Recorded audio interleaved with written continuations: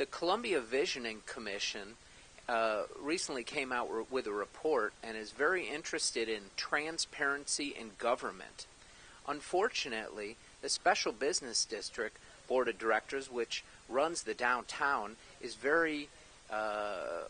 not very transparent at all. So my thought is to ask the mayor candidates, what are you going to do about restoring transparency in government as it comes to downtown leadership? Transparency is obviously an obligation of governance, and the extent to which the Special Business District interacts with the city, all that needs to be transparent, because all that stuff involves all the citizens.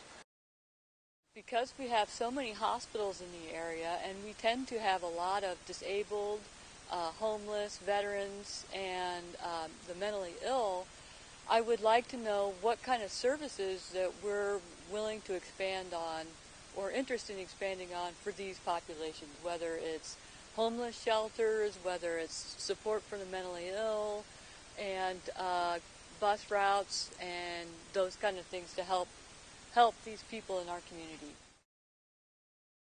It's an obligation of government at all levels to help support people in need.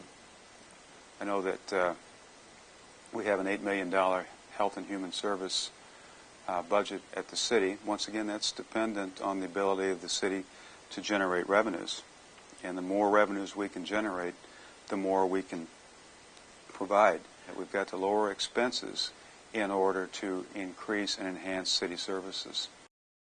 I live over by Green Meadows, and the extension, they had a beautiful bermed up area, and the road was suited and finished, and now that they've decided to put in construction and businesses, they've since torn it up and put in a nice roundabout.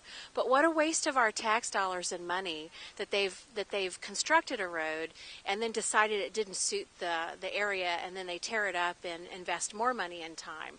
So my question really is, why can't they suit the roads first before they put in planned projects?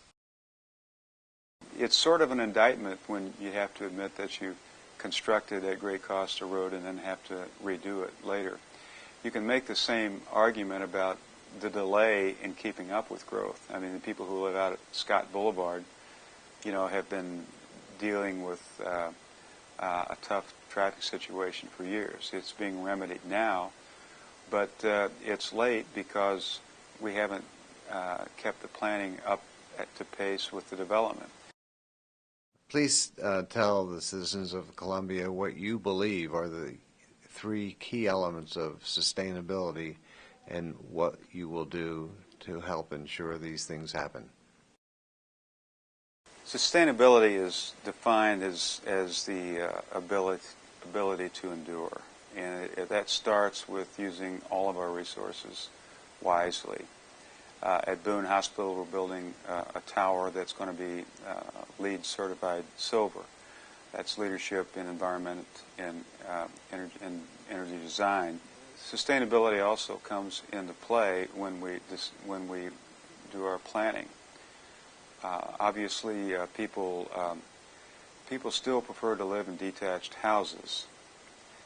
People still don't like to live in mixed-use areas. Yet it is more efficient use of resources if we do encourage people to live closer to the middle of the city.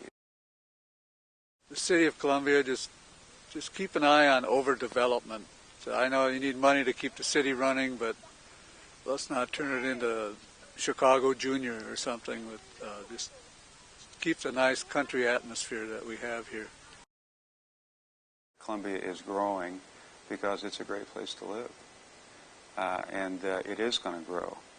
The type of growth, we'd all like to have growth from knowledge-based companies that are not heavy industrial users of resources. The next mayor needs to be a salesman. He needs to be out there recruiting those companies, because that's the kind of clean growth we need.